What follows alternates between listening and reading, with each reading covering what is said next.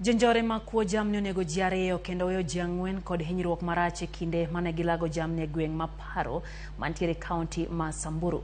Jarbura ma kaunti ma Samburu Pauline Lenguris okoni maromo jonjore 300 nomonjo ji e gwenge go kendo weyo ka jodak ringo manyo kuonde resruok.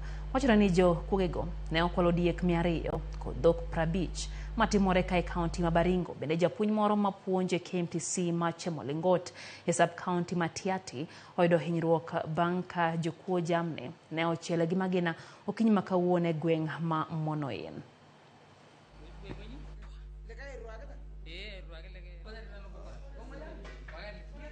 Leo asubuhi kutoka saa 4 wamekuwa na attack kutoka bandits ambayo wametoka Malaso hapo Malaso Valley, na wamepata watu ambayo walikuwa wanatayarisha kwenda kwa makanisa, wengine wako katika hali zao za kawaida, na walipiga risasi kila sehemu. Watu bandits zaidi ya 300 waliingia kwa community, walipiga watu risasi kiholela kila sehemu, sio watoto, sio wasee, sio wamama, wamepiga hata mali risasi.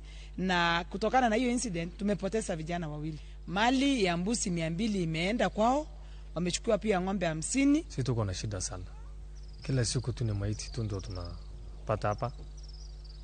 Na tunalalamika kama serikali wako hatuna usaidizi hata kidogo. Watu wanauawa wale tu.